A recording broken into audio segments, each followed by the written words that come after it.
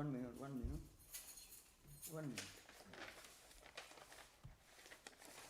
Yeah. Yeah. Hari Om Swami. Hari Om. Most welcome. Good evening, everyone. Happy New Year. Welcome to the continuation of the discussion on the foundational texts of Indian philosophy. This meeting will be recorded and it will be posted on YouTube. So if you have missed any of the previous discussions, you may find it on YouTube. There will be a question and answer segment at the end of the discussion. If you have any questions, please feel free to unmute yourselves and ask. Please use the raise hand feature of Zoom in order to maintain the queue. If you are not speaking, please mute yourselves in order to minimize the disturbances. Thank you.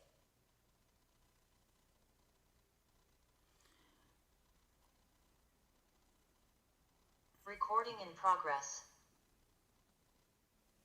Thank you, Prajwal. Om Sthapakaya cha dharmasya sarvadharmaswarupine avatara varisthaya Ramakrishnaya te namah. So now today I am planning to give a recapitulation of the different doctrines that I discussed earlier on Ramanuja philosophy.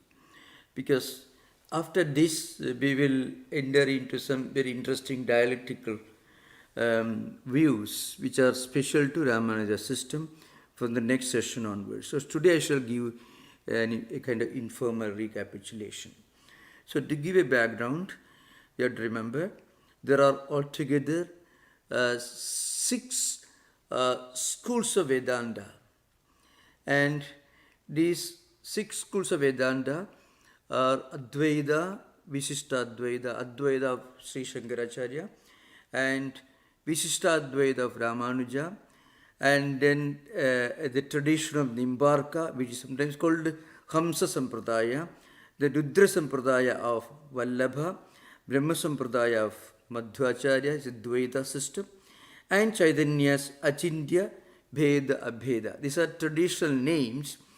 In a way, we can say Advaita implies a kind of transcendental monism, which accepts all other traditions but emphasizes that there is a higher transcendental level when you realize the absolute reality is not one personal God with attributes, but rather an impersonal, or we may call it transpersonal. Impersonal can have scope for misunderstanding. We call it transpersonal, trans-empirical, trans-monotheistic tradition. So it accommodates everything but goes beyond monotheism. So then Ramanuja system is pure monotheism, very similar to the Abrahamic tradition, which is more of a theology than a philosophy. This is important. To give an example, I can make this clear. One important reason why modern historians of Western philosophy, like Bertrand Russell, didn't give much importance to the theologies, the theological systems of Augustine Aquinas.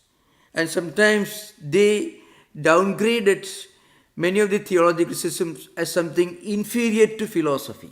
It's a very interesting you find. So theology is a God-centered system of thought based on some revealed scriptures which are open to rational inquiry and which may not stand the questions, the test of rational inquiry. This is the view of many of the modern historians of Western philosophy. And the father of that tradition, the hierarchy, is Bertrand Russell, who was an agnostic, not an atheist, but as an agnostic, with deep regard for many of the great philosophers of Christian tradition. That's because a great devotional philosopher like Spinoza will be considered to be more of a theologian than a philosopher. But Advaita is as much a theology as it is a philosophy. Because Shankaracharya emphasizes that we should go beyond revealed scriptures. I have given this, I have mentioned this earlier, Srutya, Yuktya, Swanubhutya.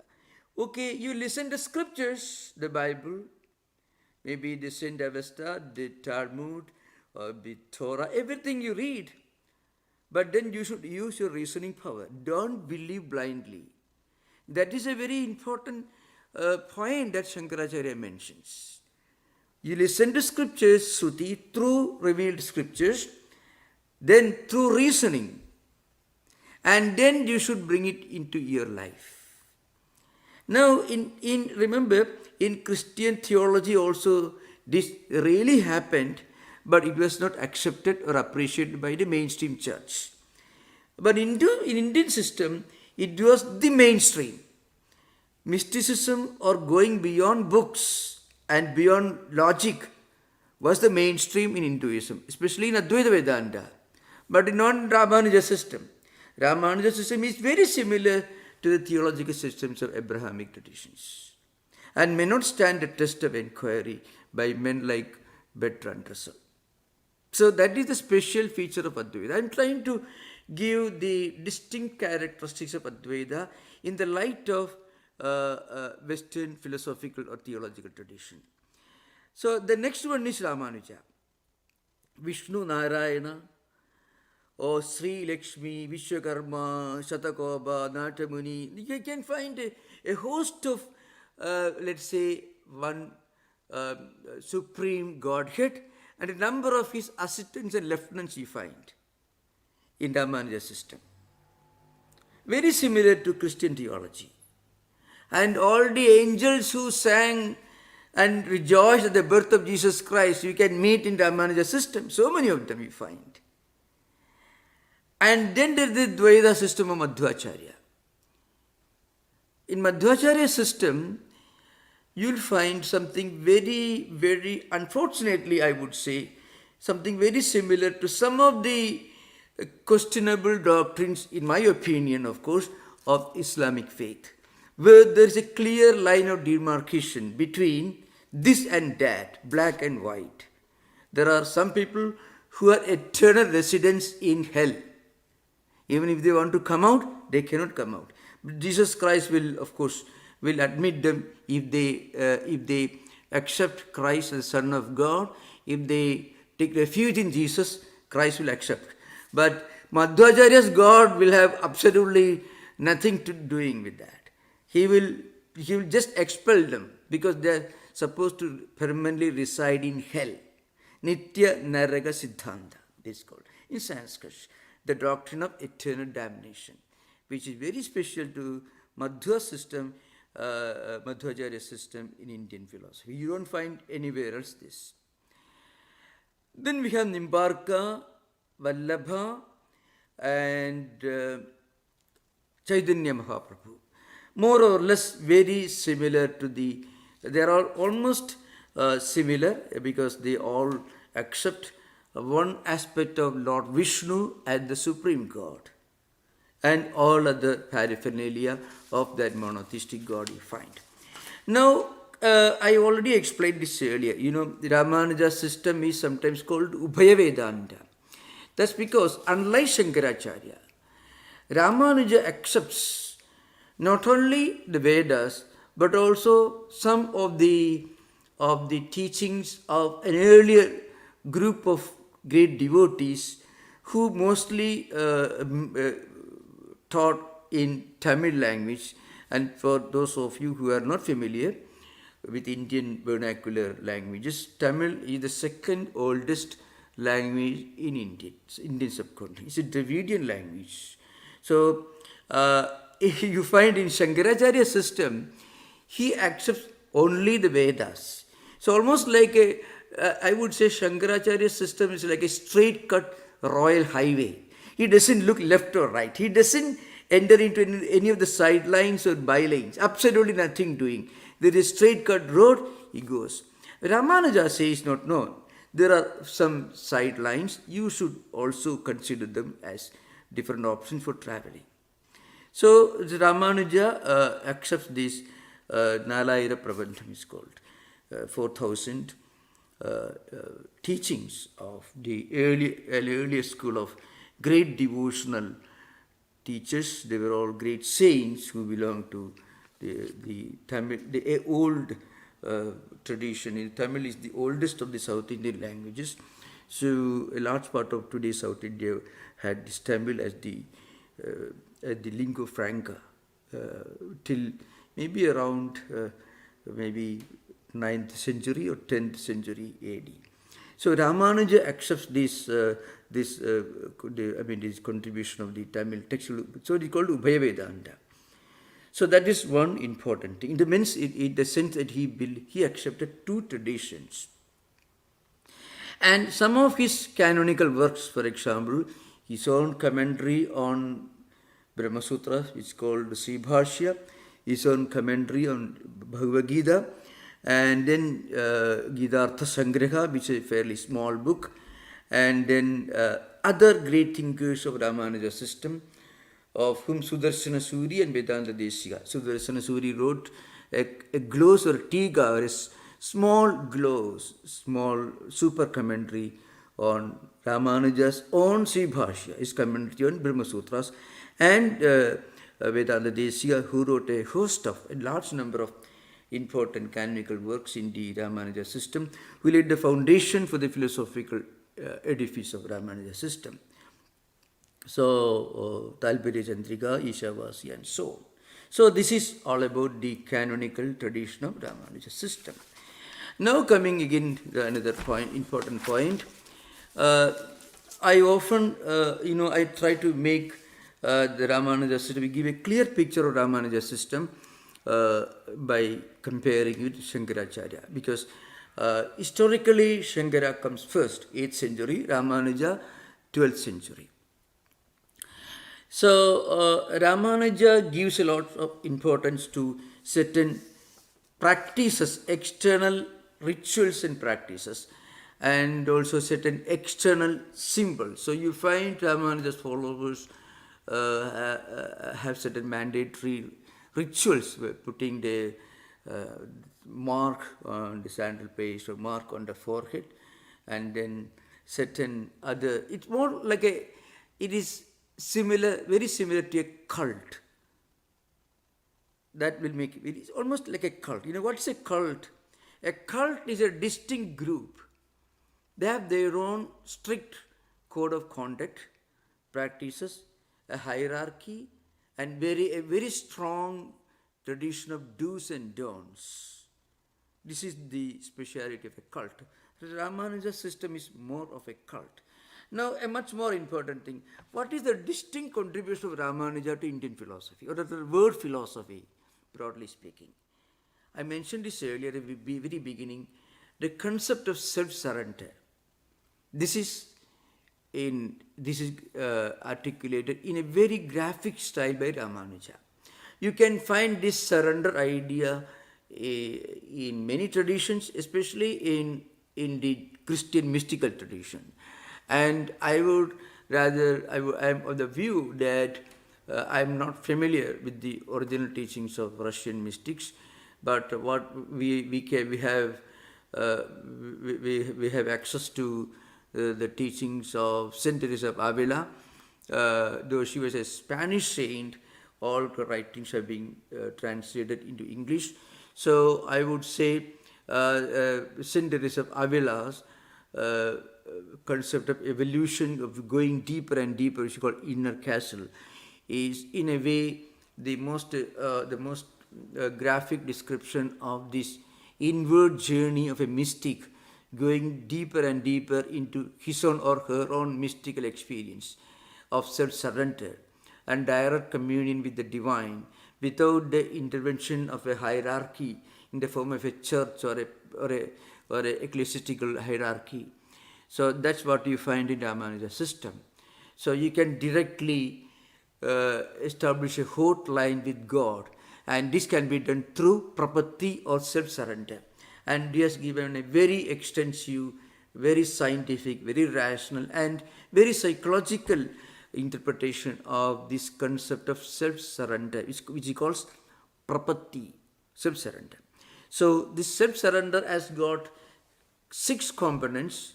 One of them the central theme, the other 5 are the different aspects of the central principle. The central principle is Atma Nikshepa, surrendering oneself to the divine self, that is to Ramanuja's idea of God, that is Saguna Sakara Savisesha, an idea of a God as Narayana, an aspect of Vishnu, which is an idea of a God which is personal in nature, with certain unique characteristics, let's say totality of all that is positive, and then which is full of all that is auspicious, Sagala, Kalyana, Guna, Niti, all these terms are used. I mean, a repository of all that is auspicious, positive and exalted. So, Anugulyasya Sankalpaka, Pradigulyasya Varjanam, Rakshasridhi Vishwasa, Goptrutva Varanam Tatha, Atma Nikshepa Karparne, Shadvidha Sharanagati. These are 6 forms of Sharanagati. To be more precise, that Sharanagati is Atma Nikshepa, that is self-surrender, and other are 5 components called Angas, and self-surrender is Angi. For example,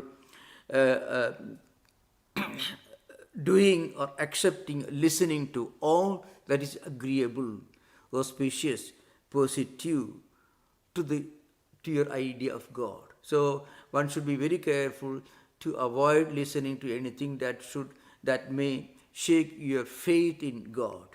All that you find in Christian mystical tradition also you find. In fact, in the Russian mystical tradition, they have this practice of repeating Jesus' prayer all the time in a continuous, perpetual repetition, succession of the same positive thought all the time.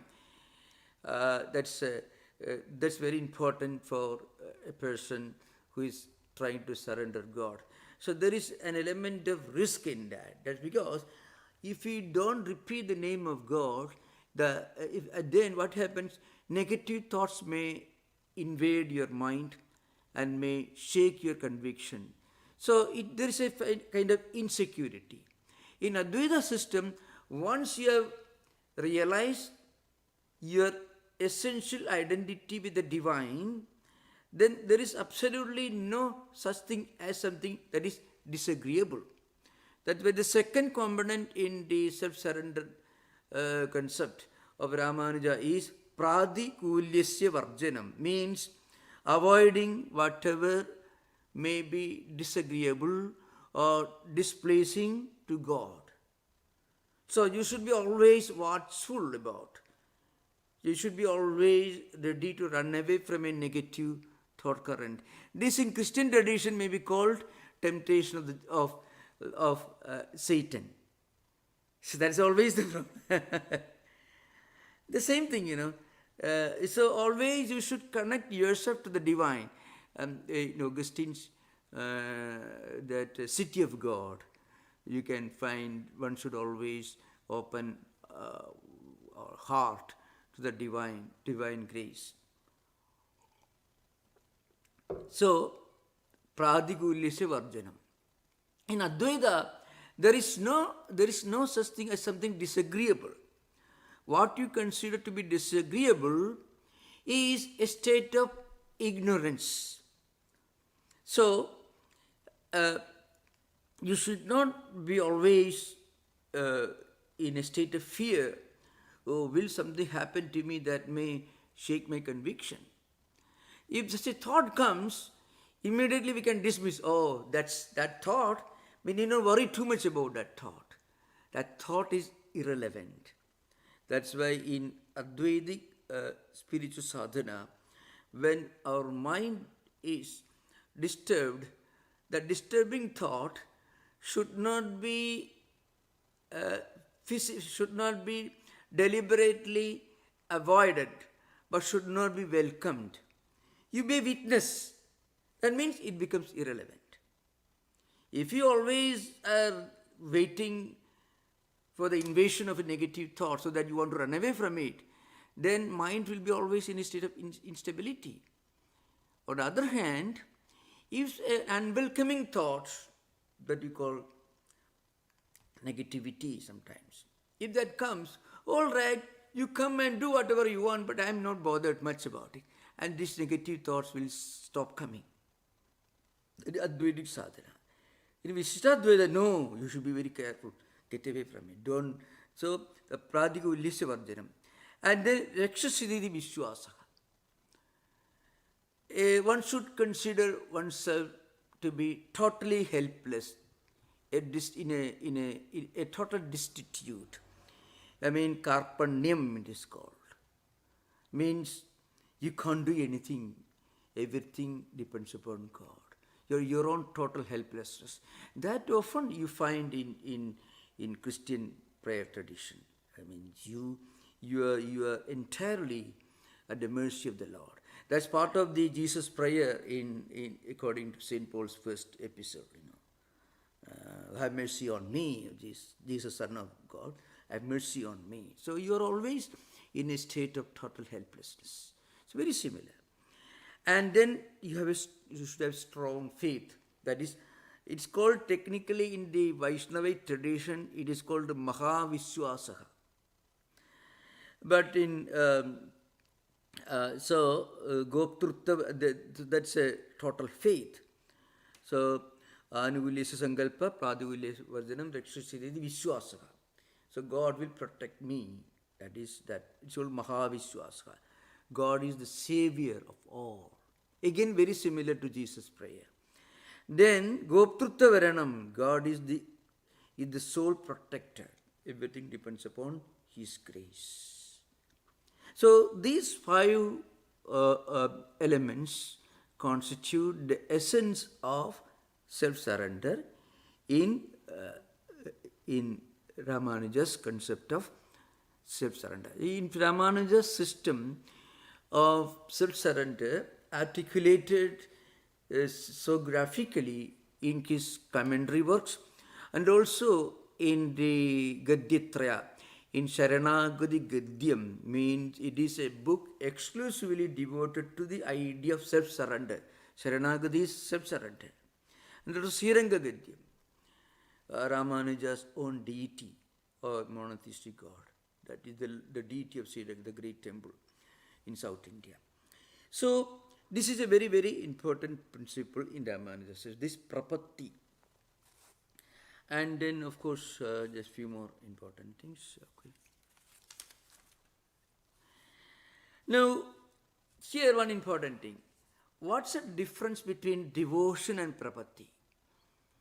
So, I think I made this clear. Without some kind of self-surrender, no one can become a devotee. But at the same time, at the beginning of your devotional life, you cannot bring yourself to this exalted state of self-surrender. That doesn't happen in Christian mysticism also. So self-surrender is, in the evolution of a devotee, is the last. But it also is present at the beginning. There is one element of self-surrender at the beginning. And that's called Bhakti. Bhakti means devotion. So, in the Bhakti state, when you are a devotee, you need to study some scriptures and you should do some rituals, prayer, meditation, reading, reciting certain prayers, hymns and things like that. And also, you should practice certain do's and don'ts. All these are and you should have a strong will. Then only you can face obstacles. You can, if you read the autobiography of Saint Teresa of Avila, you can find her own mind sometimes poses problems, and she is very much aware of that. Another book is Inner Warfare. These books, yeah, you have a very graphic description. It's pure devotion. It has a great relevance from the Patanjali Yoga point of view and also from the standpoint of devotional life. So suddenly a mind alerts you, oh, here is a problem arising, I should be watchful. That is for a devotee. But when you surrender yourself, all these are gone, you are connected with the transcendental. Then all warfare comes to an end. That is Prapatti. That is the ultimate. So in Sanskrit it's called sadhana and sadhya. Sadhya means something that's your goal to be attained. That is sadhya. Sadhana means means and methods, practices, which constitute the road, the path leading to goal. So at the stage of spiritual evolution, when you are following the road leading to the supreme goal, then you should follow certain do's and don'ts. You should read scriptures, you should listen to teachers, and you should practice certain do's and don'ts. And then there is a kind of uncertainty. So you should be very careful to keep your mind always tuned to positive thoughts, ideas and thoughts, emotions which are positive or helpful in spiritual life, and again keep away from harmful thoughts and emotions which could be harmful to spiritual life. So there is an element of insecurity at the bhakti level, at the sadhana level, when you are practicing spiritual sadhana. At the sadhya level, you have closed the bargain. Actually, you yourself are irrelevant. I give this example. It's just like pouring milk in an empty glass, where you get one glass full of pure milk. Suppose the glass is half full of water, maybe muddy water. You pour milk, you have got only a glass full of liquid, which is water and milk mixed up. So when you empty yourself, this again is very similar to Christian tradition, where you empty your mind so that you open your heart for the divine to pour in, to fill your heart. That's a different concept which I may deal with when I discuss Chaitanya's system of devotional philosophy. There are strong teachings in Baladeva's and to Goswami, Jiva Goswami's system, you find emptying the glass and filling the glass and all that. And it's a different thing. So when you empty yourself, then you reach Prapatti. You are filled with the divine. And there the bargain comes to an end. That's a hot line. So that stage, that's the highest stage of one's spiritual evolution. So the greatness of Ramanuja was that he very clearly articulates all these in his works and also in his tradition. So, and of course his idea of God also, the Lord is, he says, Saulabhyam, Paratvam, Bhagavan, all these he mentions, that is, God is supreme, and God is the divine. Vasudeva Narayana is the supreme, and is easily accessible if you practice Prapatti. If you practice Prapatti, that's the end of the journey, and then God becomes a reality in our everyday experience. So this is sometimes put in a simple formula.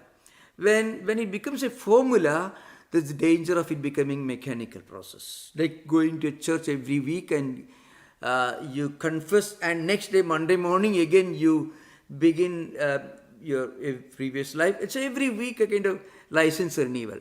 So that's a great risk of all days becoming too much of a formality. That's why it's called Ananyagaditvam and Aginjanyam. These two terms are frequently used in the Sri Vaishnava tradition. If it becomes a reality, you become a great devotee overnight. But otherwise, it can become a mechanical process. So, one is Ananyagaditva, means for Jiva, you have nowhere to go, no other goal, nothing else to do, except, and Lord is the only refuge. And then you yourself are totally helpless, you are a destitute. It's called Aginjanyam and Ananyagaditvam. These ideas are frequently quoted. So if self-surrender becomes a reality, it is a hotline, it is almost identical with moksha. So these ideas are being put again and again, Bhakti Prapatti Pramukham Tat Vashīgāragaranam. That is a great statement in the Rahasya Traya Sara, which is a well-known book by Vedanta Desika. So anyway, so I already mentioned this earlier. So I don't want to go to elaborately again to those things. Now another important principle, and this is very important, is a very important element of Ramanuja's system of Prapatti. I don't think there is anything comparable to this in any other devotional tradition. Even within the realm of Hinduism itself, there are great books on devotional philosophy. One is Narada's Bhakti Siddhanta, Bhakti Ideal, Narada Bhakti Sutras, and Chandelier's Bhakti Sutras.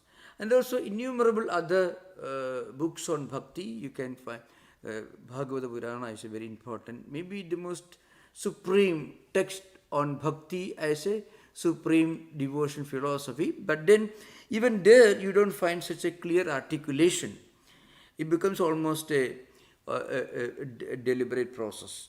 So in this in his well-known book, it's called Nyasa Dashakam, is the one great Ramanuja philosopher I mentioned earlier, Vedanta Desika Venkatanatha, is credited with writing a very wonderful commentary on Ramanuja's own Bhashya or commentary on Bhagavad Gita. It's called Nyasa Deshakam. Nyasa means giving up, Tyaga, renouncing. So there he says, Aham mat dakshana bharo, mat dakshana bharam phalam tatha, na mama sripade eva iti atmanam nikshiped vrutha. Swamin susesham suvasam subharatvena nirbharam, sudatta sudhiya swartham susmin nyasyasi mam soyam. So again, aham na mama, everything is yours, not mine. So this idea of total self-surrender means everything is meant to serve God's purposes, and I am entirely dependent upon you, and my whole responsibility is given to you. That goes Subharatvena Nirbhara means Madrakshana Bharo Namama. Everything is yours. I completely surrender to you. So whatever I do, it is not mine, that is yours. My action, the results of my action, everything is given to you. Bharanyasa, or surrender of the responsibility of protection and safeguarding our life. So it is called this Bharanyasa. Nyasa means giving up. Bhara means responsibility. So the responsibility of our spiritual life, everything is given to the Lord. So also the responsibility for a protection, that is Rakshabharanyasa, means you are not only giving up the results of your actions and also the agentship of your actions, that is called Surupatyaga, Phalatyaga, Kartrutatyaga, and also Bharanyasa, surrender of responsibilities, and also responsibility for our own protection, that is called Rakshabharanyasa. Now remember, Ramanuja considers the 66th verse of Bhagavad Gita as the supreme statement of this Bharanyasa, and again Surupatyaga and Phalatyaga, Rakshabhartyaga, etc. That is Sarvadharman Parityajya Mamekam Saranam Praja Aham Tua Sarvapabhebhyo Mokshayashyami Masuja. This is supreme statement in Ramanuja's system. That is called Charamasloka. It is the verse that states clearly Ramanuja's philosophy of self-surrender. That means you give up all your spiritual practices, sarvadharman, all over you do, all that you are doing, You may have practiced Jnana Yoga, Bhakti Yoga, Karma Yoga, everything. Everything you have done it. Now you feel you are incapable of doing anything. You are a destitute. So what you should do? You surrender yourself everything to the Lord. Mamekam Sharanam Vracha. So I am the supreme refuge. So this Bharanyasa, Surubanyasa, Rakshavaranyasa means giving up the results of your actions, giving up the agentship of your actions, and also giving up the responsibility of protection. Everything is given to the Lord. And then I will protect you. Do not grieve. This is a literal translation. And once you do that, everything belongs to the Lord. That's a closing of the bargain. Now, if you come to Gita, you find this comes to the end of the 18th chapter. This statement of self-surrender in the 18th chapter. That is Sarvadharman Parityaja. But Gita continues. Gita doesn't stop the 66th verse. I think the 18th chapter goes to 72nd.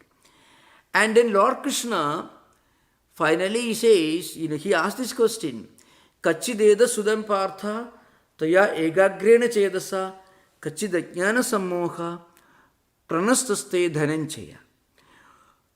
Krishna asked Arjuna, did you listen to my teachings carefully? Have your doubts gone? Now are you free from all your doubts and confusions and perplexities? And Arjuna says, Nashto moha smidil labdha tut prasadar maya achyuda sthidosmi gata sandeha karishe vachanam tava. Yes, my doubts are gone and all my confusions gone. Then he doesn't say, oh God, please act on my behalf. Arjuna says, Aham tava vajanam karishe. Karishe means is the first person. I shall act according to your instruction. I am giving, you do everything for me. Arjuna doesn't say that. After the statement of self-surrender, Krishna asks Arjuna the question, have you listened to me carefully? Arjuna says, okay, yes. And then Arjuna says, I shall act according to your instruction. So what's the implication of self-surrender? After self-surrender, you don't sit quiet. You do your duty. This is a very important point. I gave the example of Vedanta Desika asking the priests who were making some arrangements to protect, to defend Srirangam temple. When Malik Kafur, Alauddin Khilji general, was ransacking, committing genocide, massacre, thousands of priests in Srirangam temple. So some of the Ramanuja's philosophers, Vedanta Desika's follow. This happened maybe 120, 150 years after Ramanuja's passing away, not during his time. This happened after about more than 100 years after Ramanuja's passing away. Maybe, around 100 years or so after his passing away. So Vedanta Desika was fleeing from that place, and Sudarsana Suri had handed over the only available manuscript, the written manuscript of Sudip Prakashika. That is a glose, super commentary on Ramanuja's own commentary on Brahma Sutra. It's called Sudip Prakashika, that is a commentary on Sri Bhashya, which again is a commentary on Brahma Sutras. So Vedanta Desika was running away to safeguard this book, and some people came to defend the temple. Vedanta says, why do you defend? You have practiced self-surrender. But Arjuna didn't think so. Arjuna continued doing his duty. You do surrender. When you surrender, you are surrendering responsibility. You are not surrendering your duty. What happens to my action, that is your business. But I shall act. That was what Arjuna meant when he said Karishe Vachanam Tava. It was the end of the Gita. And then, Yatra Yogeshwara Krishna Yatra Partho Dhanudhara Tatra Sri Vijayo Bhudi Dhruva Nitir Madir Mama. That's how Gita ends, the last verse of the 18th chapter. Wherever there is an Arjuna, it is a symbol of action. And wherever there is a Lord Krishna, symbol of yoga.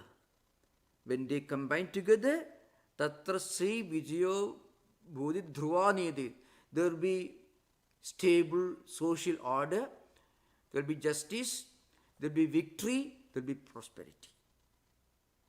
So Vedanta Desika, on the other hand, so you have no right to defend the temple, you have performed self-surrender. So why am I pointing out? So when we discuss a system of philosophy, especially Ramanuja's philosophy, there is a very interesting historical background in which Ramanuja lived and also Vedanta Desika lived. So we can see the picture. So our scripture, Bhagavad Gita and other books, they ask us not to give up what we ought to do, but to give up or worry about the results of what we are doing. So there is this inner contradiction. This is not entirely, this is closely linked to Ramanuja's system of philosophy, but I wanted to mention this because without that, my description of Ramanuja's system of philosophy, especially his self-surrender idea, will not be complete if somebody is going to ask the question, well, Swamiji, if you are surrendering everything, what happens when we have to do our everyday duties? People may ask this question. Can we actually surrender everything and sit quiet? We cannot and we do not. So there can be a problem of hypocrisy unless we understand this in the light of the great text Bhagavad Gita itself. That's what I wanted to emphasize. Now coming back to the subject. Later I will come to the subject. So Ramanuja's idea of God I already mentioned. So you can find that Ramanuja says there is no distinction between saguna and nirguna. And Advaita says saguna and nirguna are distinct because when you reach the level of nirguna, the transcendental, the formless, you are not rejecting the form, you are going beyond form. So this is a very subtle difference we have to understand.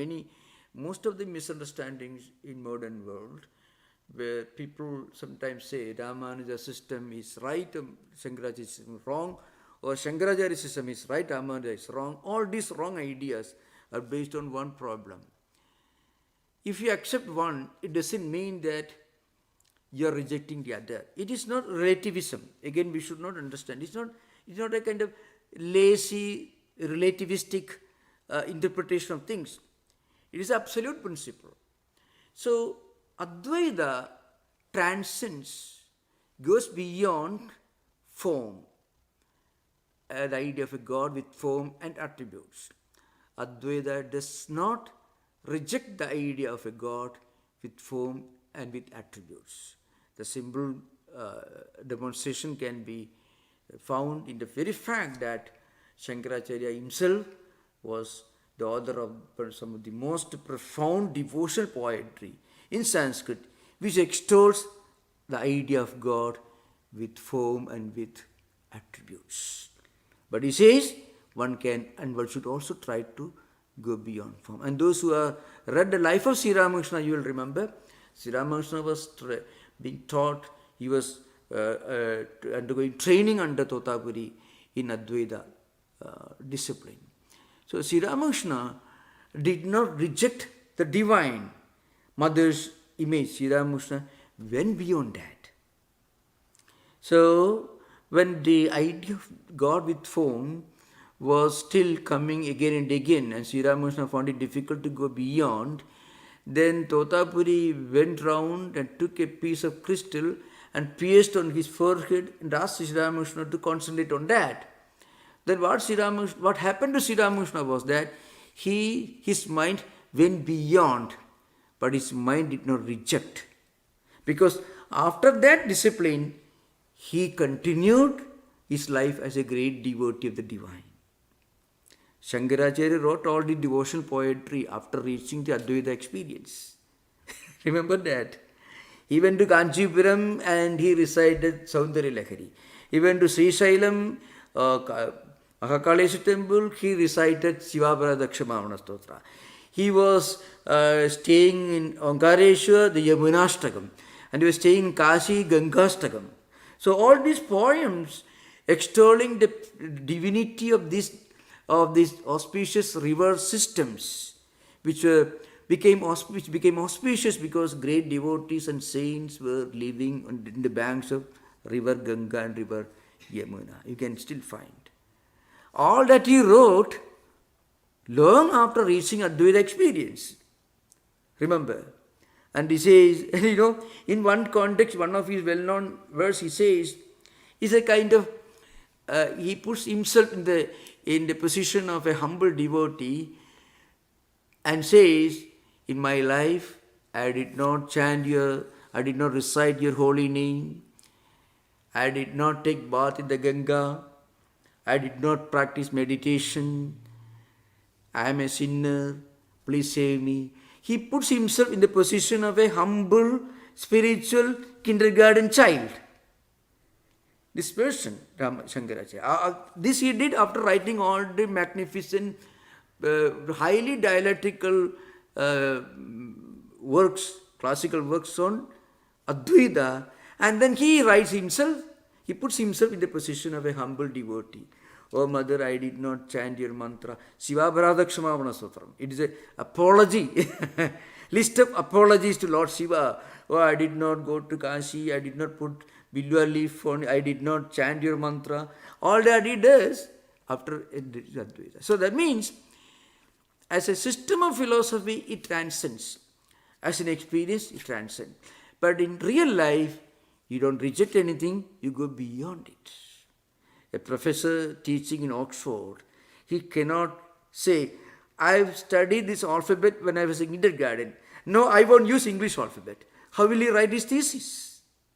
You have to use the same alphabet you have to use which you study when you are a child of 2 years, 3 years, going to kindergarten.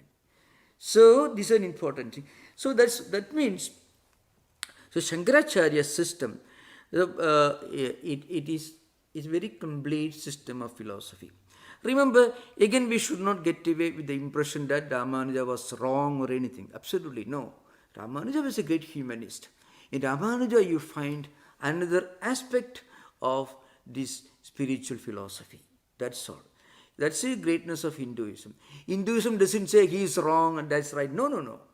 Again, I want to emphasize, this is not a kind of relativism. It is not a relativistic interpretation. It's a fact. In spiritual life, you cannot be a relativist. In spiritual life, as you move forward, you are leaving certain early stages behind, but you don't reject the early stages because then you cannot move forward.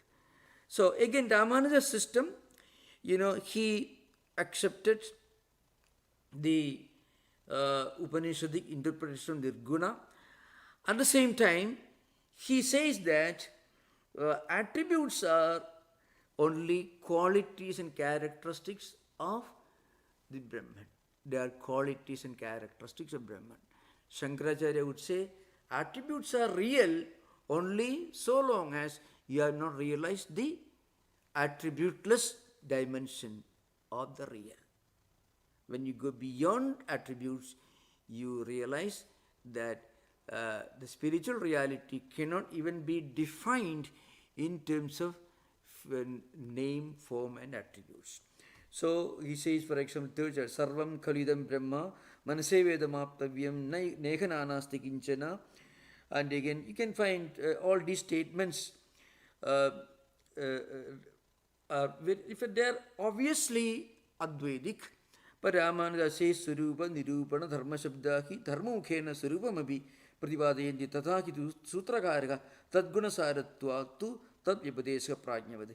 He's actually taking an interesting statement from Brahma Sutra. So I think now I will take up some very important aspects not mentioned here. Just this recapitulation will be complete only when we take up some other important things. So I mentioned earlier that Ramanuja's system is called Chit Achit Visishta. So that we should keep in mind. It's called Viśiṣṭādvaita. So Chit Achit Visishta, what does it mean? Chit implies everything in this world. Yes, it got life. We just got, say, human beings, animals, all these have got a living divine spark within. And the empirical phenomenal world doesn't have a living divine spark as the indweller, in called Antaryami. So, Ramanuja's idea of God is actually an Advaitic and non-dualistic concept, but conditioned and modified and qualified by this inherent division. That means that divine, it exists as an indweller in every living beings in this world and also in every non-living organism. So Achit is non-living phenomenal world. Chit is living beings. So that divinity, that God exists in everything. And everything in this world is an evolute of the divine. That is considered of Tattwamayanandaji, means Ishvara, Jiva and Jagat. Ishvara, the Supreme God, called Narayana, and the Supreme God exists as an indweller, as an immanent principle in every living being and in every entity in the world. So on the one hand, there is the element of non-dualism, because in everything there is the presence of the divine. So there is not entirely different, but at the same time there is no identity. In Shankara's system, Brahma Satyam Jagat Mithya Jivo Brahmaiva Naparaka means Brahman is only reality, Jiva is non-distinct and non-different from Brahman, is the same as Brahman, identical. So what is Jiva? I mentioned this earlier by interpreting Tattwamayanandaji. Jiva is not the living beings. Jiva here implies the divine principle that exists in all living beings, but not the body-mind complex, but that Jiva, that soul, makes use of this body-mind complex for its manifestation. And when it manifests, it has got different names and different forms, Nama, Rupa. These names and forms are only relative. It's called mithya. Mithya again, mithya doesn't imply absolute non-reality, absolute non-existence. Mithya implies something that exists, but not for all times. Something which exists for some time, but always changing. So it is called mithya. So, but behind this changing manifestations, there is an unchanging reality, divine spark, that is one with Brahman. This is Advaita. So, in Ramanuja's system, in everything there is a divine reality, the presence of the divine. But there is no identity, because Ramanuja understands that name and form make some kind of distinction. So there cannot be total identity. So there is Bheda, difference, and there is also non-difference. So it is not a Bheda Siddhanta, there is a little difference here. So Ramanuja calls it Surupa Aikyam. Vedantins, Advaita calls it Swarupa Aikyam, Ramanuja calls it Visishtādvaita. Please, sometimes this misunderstanding will come. So Ramanuja calls it Viśiṣṭāikyam. Viśiṣṭāikyam means there is unity, oneness, identity, but that is Visishta, that is conditioned. That's why Viśiṣṭādvaita. There is unity and oneness and identity, but it is Visishta, it is conditioned. In the sense, names and forms are there, so they cannot be totally identical.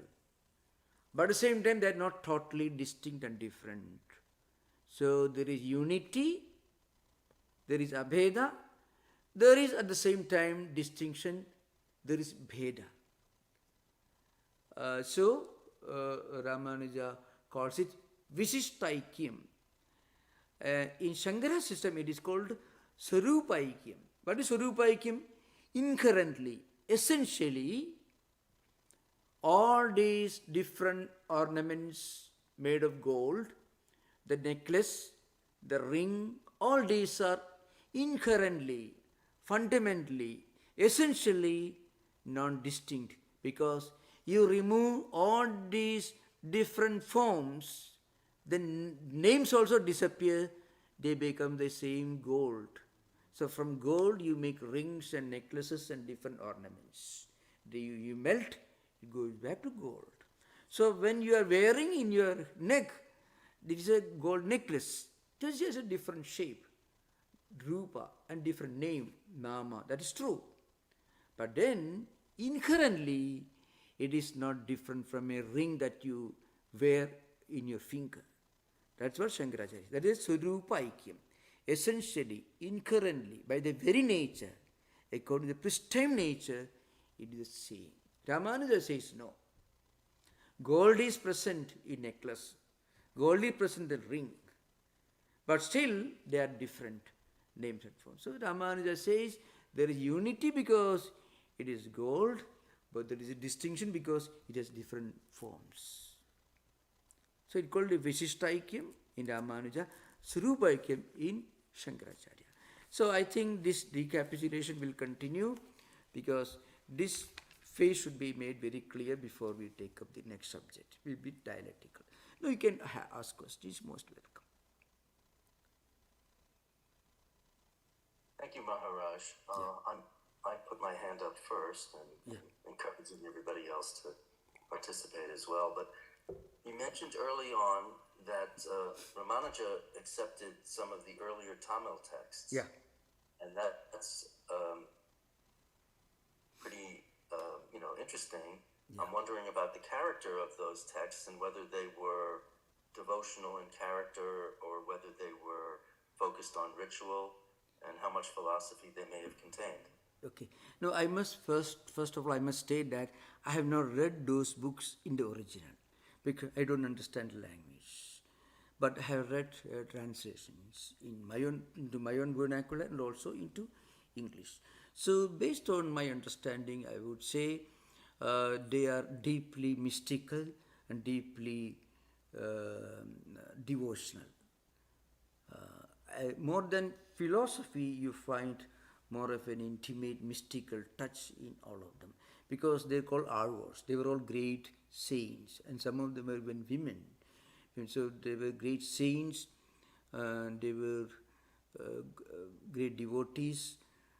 Some of them went around in society singing devotional hymns to different deities, but they were deeply mystical, deeply philosophical. There is an element of transcendental mystical touch in all of them. That's what Ramanuja did when he considered Nalayira Prabandhams. I have no access to the original because I don't understand the language as I understand Sanskrit and English, but I have access only through translations. So, I have access to the original Sanskrit text, but I have no access to the ancient. Well, I just was curious, and I appreciate you going as far as you did in terms of speculating on their character. I will say that they're deeply philosophical. One of them, I repeat, excuse me, one of them is Kulasekara Alvar, who wrote in great Sanskrit, Muguntamala. Kulasekara Alvar was the king of what is now called Kerala, and he went to Srirangam. So he was a great Sanskrit scholar. So he wrote what could be called one of the most astounding devotional work in Sanskrit. Very short. It's called the Mukundamala. He was a king who renounced his kingdom, went to the temple and stayed there for the rest of his lifetime. He was a great emperor. So I have studied his books as far as they are available in Sanskrit. But many of the artworks wrote in the ancient Tamil language, is not modern Tamil, but ancient Tamil, which is my understanding through English translations, tell me it's highly mystical, very similar to some of the great ideas in Sufism. So you always feel that the Sufis may have taken many of those ideas from the Malayala Prabantam, some of the Alvar's mystical songs. Thank you, Maharaj. The Alvars are endlessly interesting. Yeah. And, so this curiosity I had Very was wonderful. Yeah, thank you. leaning in that direction of these great antique devotional ancient. And they were living among the people, common people. Sanskrit was still the elite language, unfortunately, even now. But ours were common people. They lived among the masses, singing devotional hymns and educating people. They were very wise. They were a lot of pearls of wisdom you find in some of the teachings. Okay, yeah. Thank you, Maharaj. Sanjay, you're next. Yes, Namaste Maharaj. Yeah. So I was relating to the Bharanyasam, Yeah. the concept, not the specifics, where you surrender but continue to do your actions. Yeah. I see the parallels of that in Girish Chandra Ghosh's surrender to Sri Ramakrishna, Yeah. where he gave the power of attorney, if you will. First I would like to get your comment, and then the continuation is... I shall reply this. This is a very, very important subject, so I shall focus on this. Now remember, the Bharanyasam has got two dimensions. One, the way of a mystic. When at the end of your long spiritual sadhanas and practices, you reach a state where your own efforts produce no result, that karpanyam. And then you instinctively surrender yourself to the Lord's will.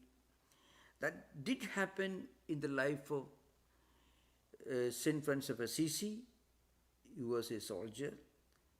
And in Saint Augustine, even in many traditions it happened, this total transformation.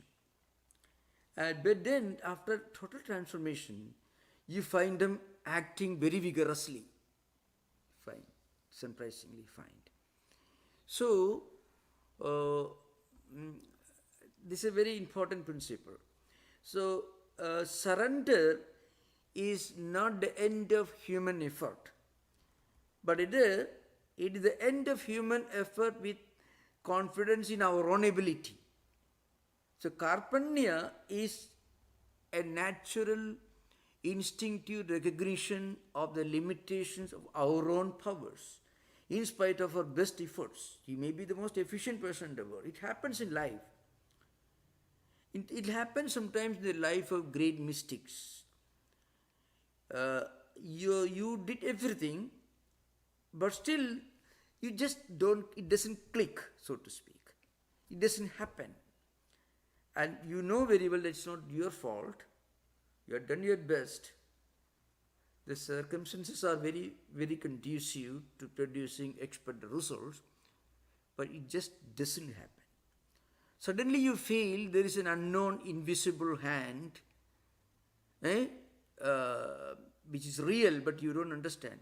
And then you realize your own helplessness.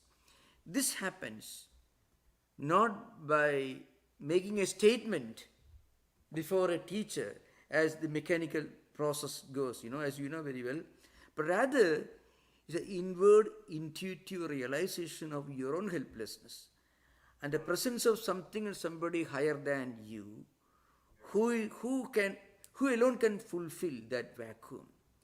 Remember, this happened to many mystics in Abrahamic tradition, in Jewish tradition and Christian tradition. You can all find it. So, this feeling of helplessness not out of laziness. Remember, without your effort, your self-surrender will not be complete. It's an important thing. Because real karpanyam, real feeling of helplessness doesn't come unless you make your own effort and then you find it all collapses. Then only the real conviction of your own limitation, the limitation of your own resources, that dawns upon you. It's an important thing. So again, it doesn't come as a conviction, it comes as an inexplicable inner intuitive experience. And then you close the bargain. I have nothing else to do. And that's the beginning of a new life. That's how, very often, not every time, very often that's how the beginning of that's how the life of a saint begins. This is a real implication of Bharanyasam, and actually, it's not taken in that sense literally. You utter before a person, Ananyagadittum and Aginchanyam, and you make a statement. This happens in the traditional hierarchical way. It happens just like confession in a church. But that's one thing. But in a real life, it comes in the form of an intuitive experience. And that is something different from. So there is no argument. When it happens to you, you don't even ask questions. See, you ask questions when you have an experience, but not very intensely felt. So you want an explanation. But when you make all your efforts, and then you find you hit all available doors, they don't open, then suddenly you stand, and then suddenly you find from an unexpected corner a door opens. And then you find as reality. And then you don't go about arguing, because it is totally non-negotiable. Totally, it is not negotiable. No one can contradict you. That's the beginning of a new life. That is the real meaning of Sharanagati or Prapatti. That ought to be understood that way. I hope that's what I'm talking about. Okay? Yes. Yeah. Now next, the other part of the question? Yeah. Now, Maharaj, one small comment. Do you think Sri Girish Chandra Ghosh is Karpanya or Sharanagati or Yeah. Paranya? How do you define this? I think that is true. Girish Chandra Ghosh is a great example of the real Prapatti, because he was in Girish Chandra Ghosh's life.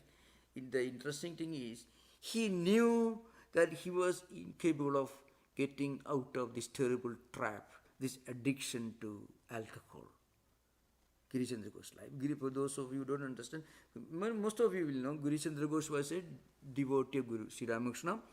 He was an outstanding playwright, literary genius in Bengali language.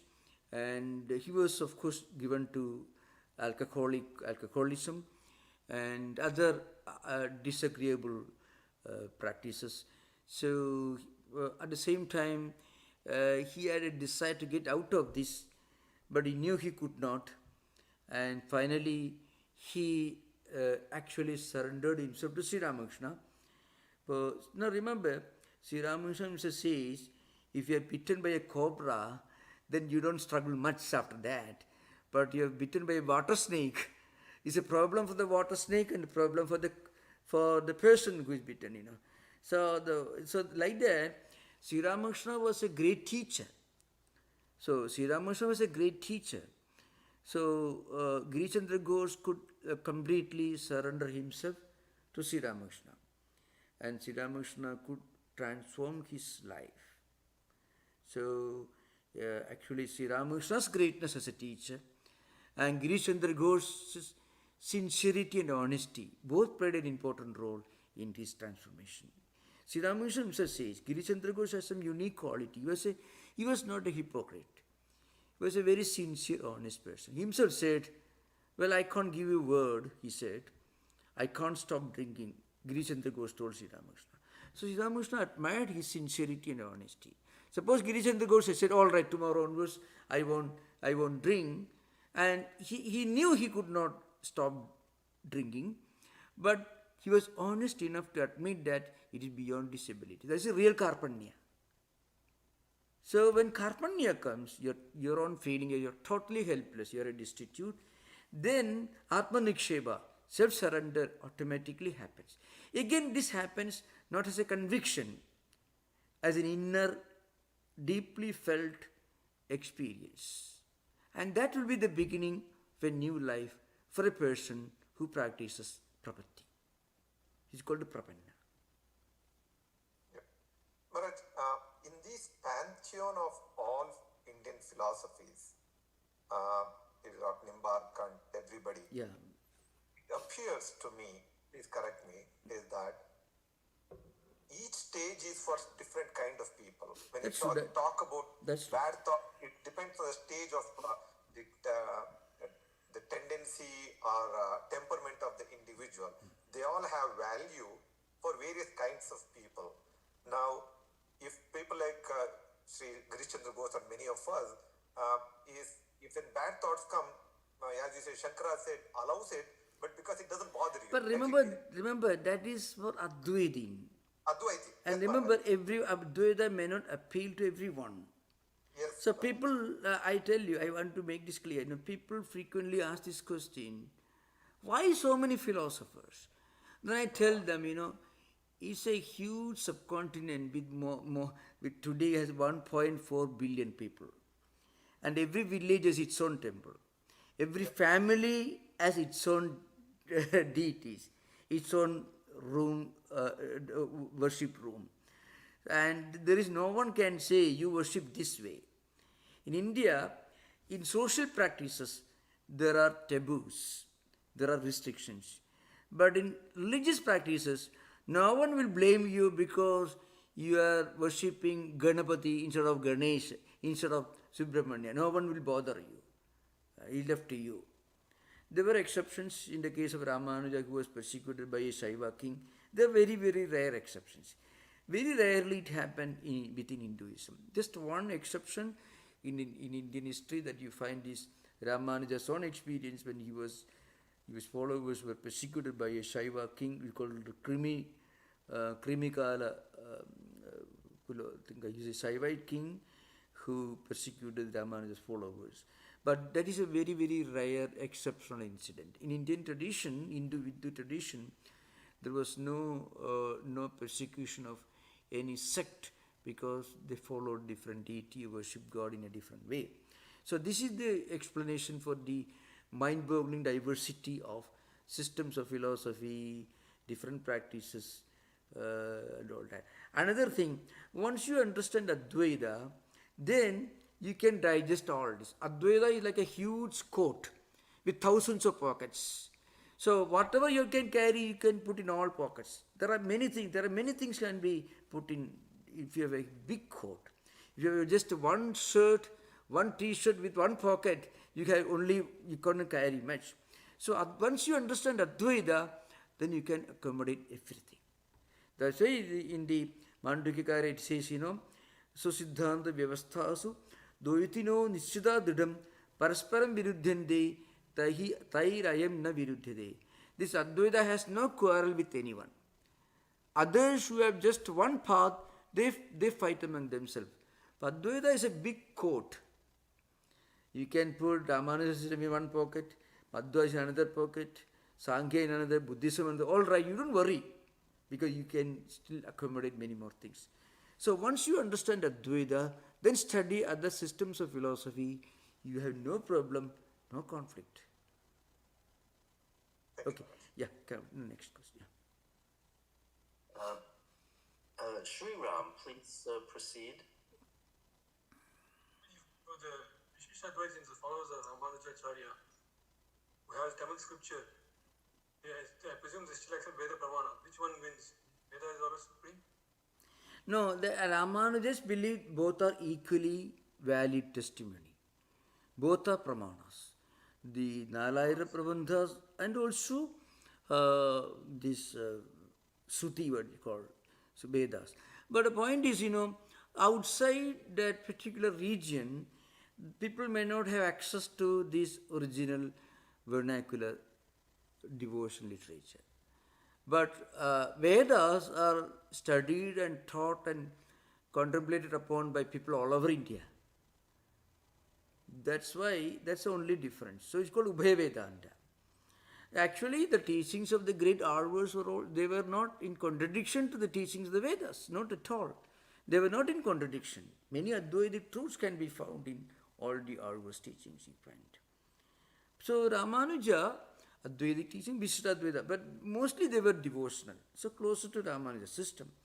But devotional, mystical ascent can take you to the highest Advaitic experience. Advaitic experience is natural, inevitable, unavoidable, inescapable goal of spiritual evolution, whatever may be the path you are taking.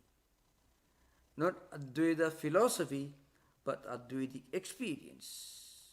Remember, when you talk about Advaita philosophy, it is a doctrinal system, but Advaitic experience goes beyond doctrine. So Advaitic experience is inevitable.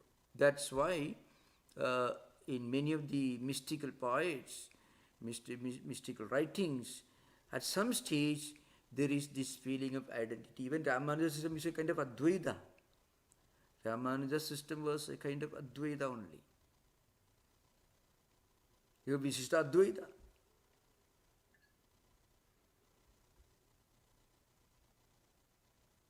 Maharaj, if there's no follow-up, is there a follow-up to that question? No, I'm done. Thank you. Okay, thank you, Sri Ram. Seeing no other hands, I'm going to expand on Sanjay's question. Because he was Thank you. he was looking at what people might call upon in their spiritual journey, and I'm thinking back on some of the earlier talks you gave on Ramanuja and the Ramanuja system, and the point that you made was that its emergence and growth as a system had to do with circumstances at the time. Yeah. And that it had to do with some of the ways that the Advaita was being addressed and expounded at that time. And that kind of suggests that each time and circumstances call for these things to cycle in and out of favor. So when we get to relatively modern times, and the first Westerners to become Indologists was so impressed at the spirituality of the Indian subcontinent and cultures, that this whole tapestry of philosophies and cultures was so rich that it swept them away. No, that's true.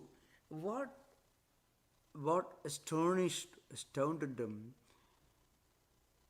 especially one of the pioneers of those who took interest in Upanishadic philosophy, Schopenhauer, was Advaita.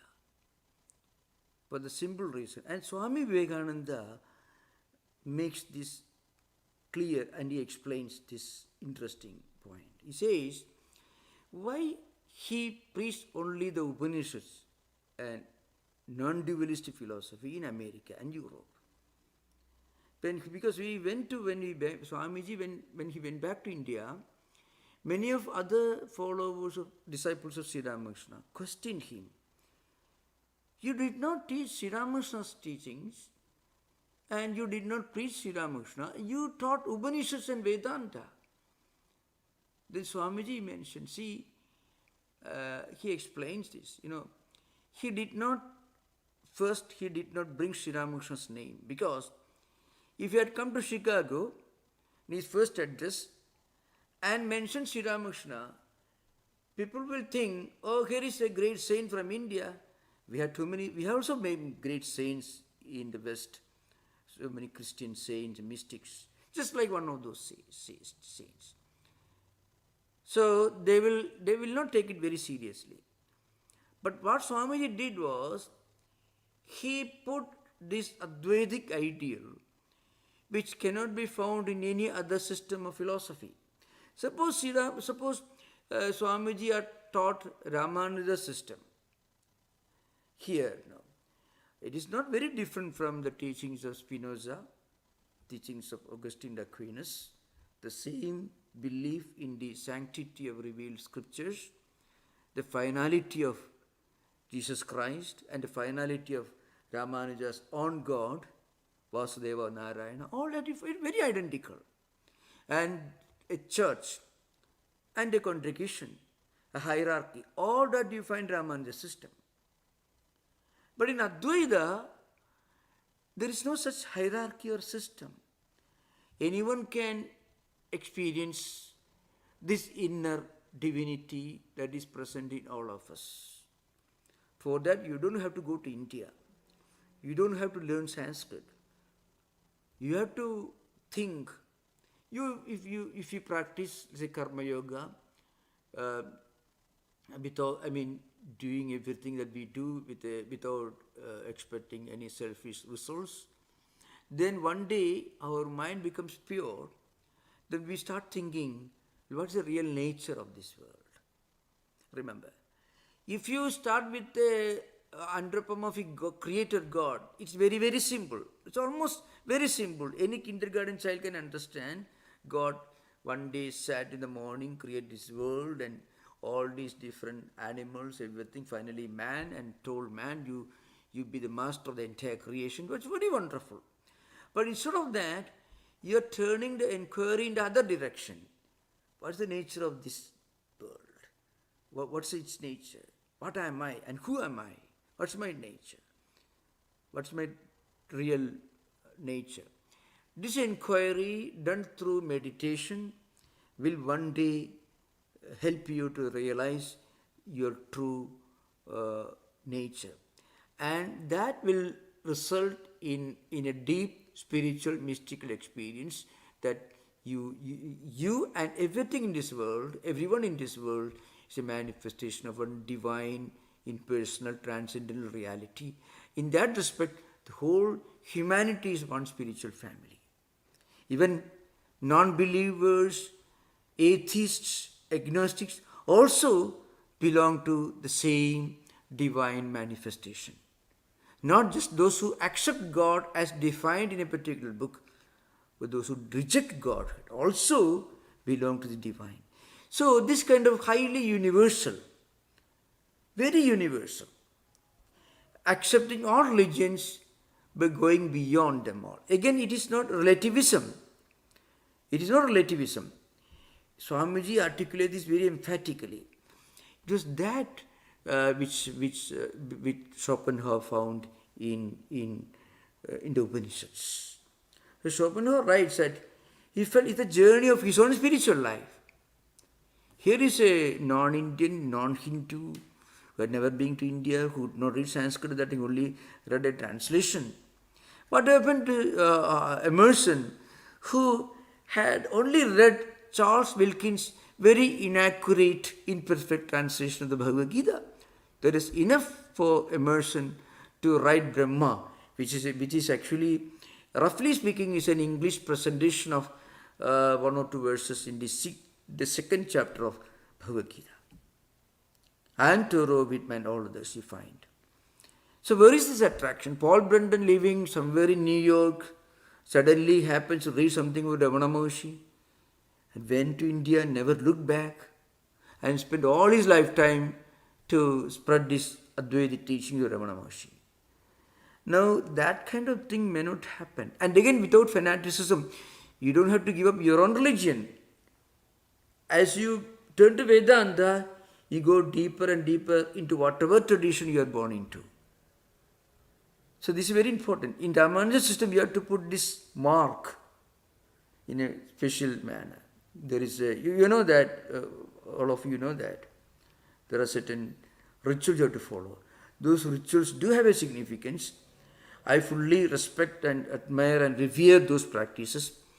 But Advaita goes beyond that.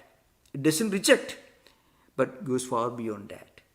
So Advaita accommodates, accepts and goes beyond all that. Again, I would say it is not relativism. Yeah. Thank you for the question. Very clear, Maharaj. Yeah, thank you. thank you. For this question and answer session and the class. Thank you. Thank you. So we will conclude now. Okay.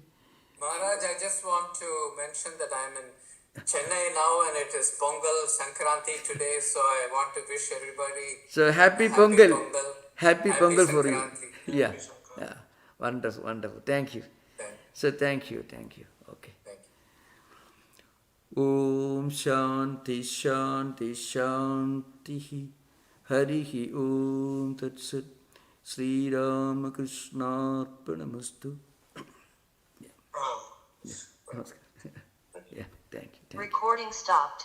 Thank you. Pranam Maharaj. Namaskar.